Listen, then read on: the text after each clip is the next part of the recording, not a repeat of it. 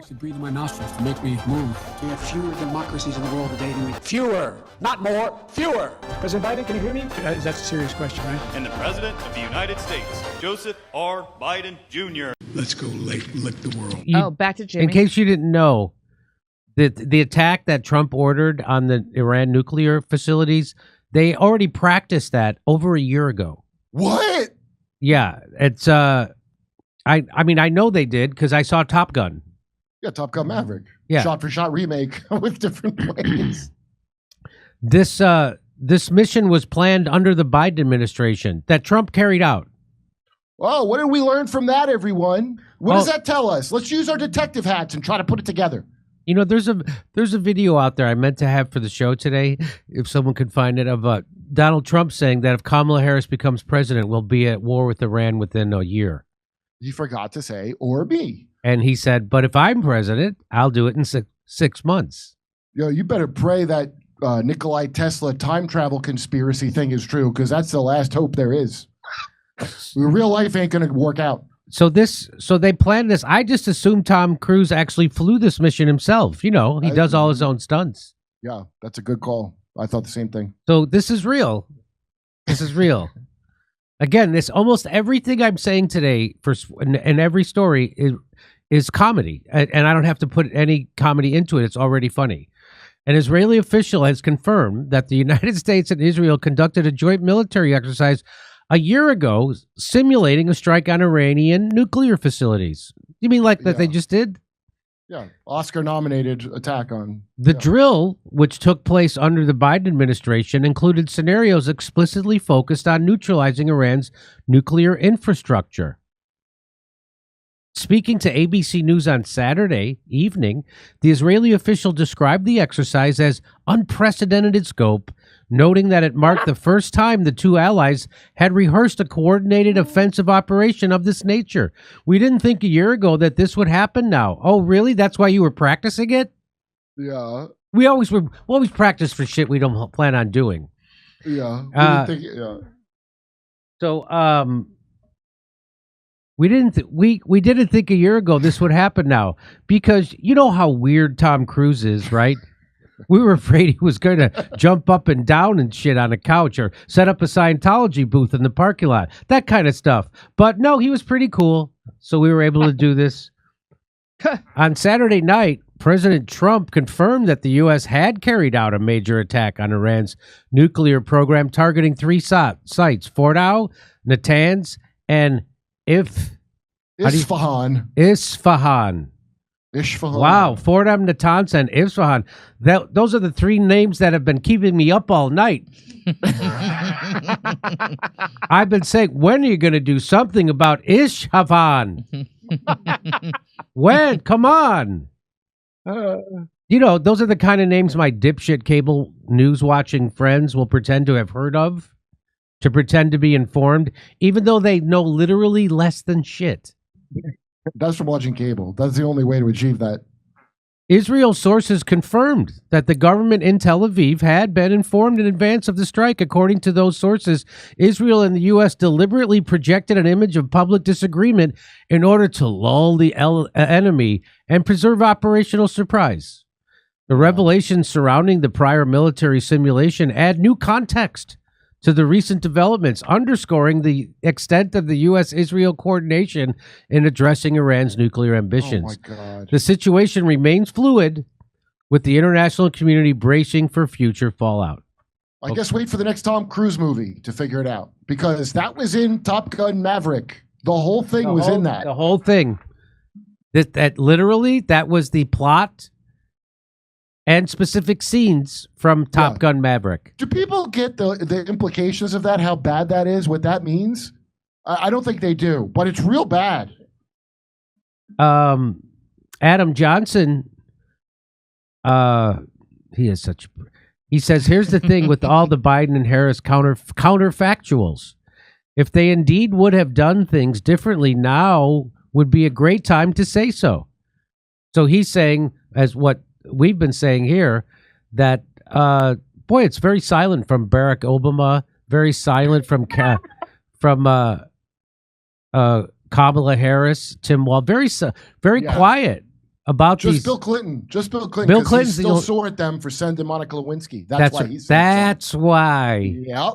Because she didn't come around until Clinton wouldn't release Jonathan Pollard, Yep. the Israeli traitor spy that Clinton didn't want to release back to Israel. So they sent Monica Lewinsky to go blow him and have that whole. Because since when do American Congress have a problem you getting a blowjob? They never have. Israel had a problem. That's right. So they criticize Trump often, and they and Hillary and Obama haven't said a word criticizing Trump on Gaza or Iran.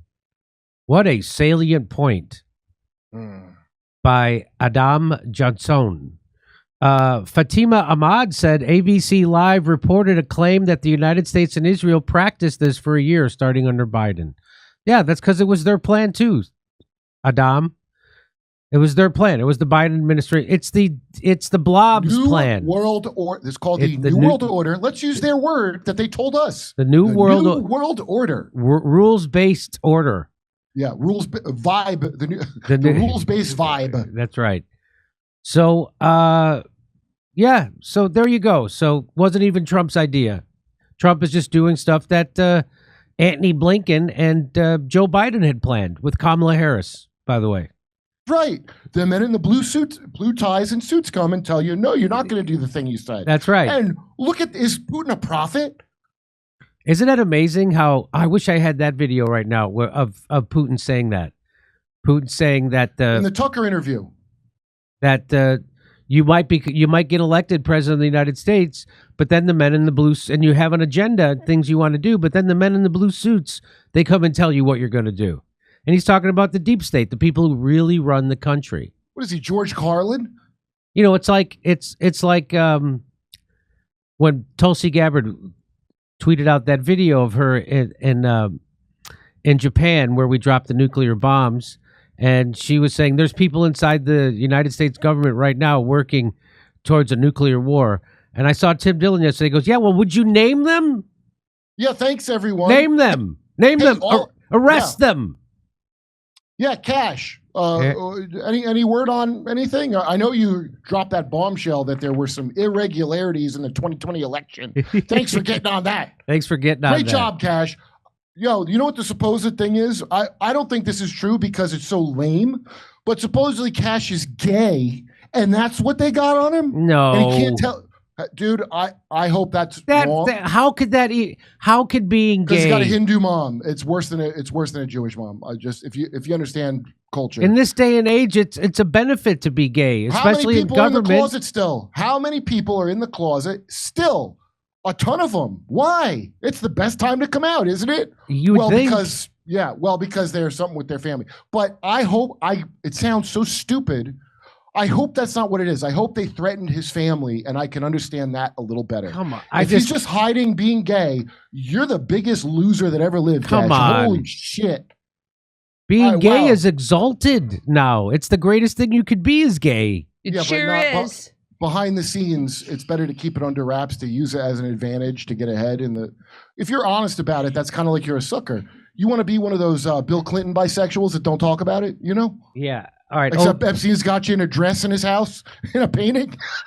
All right, go over to stuff. Hey, Jimmy, I have a quick question. It's You 4 do? p.m. Yeah, it's 4:08. Jimmy, do you want to go to Rumble or do you want to do one more story? I want to do one more story. Hang on. I'm going to look for All something. right, hang for a on. second. Jimmy's going to do one more story. I'm going to read some of your super chats. Here we go, girls.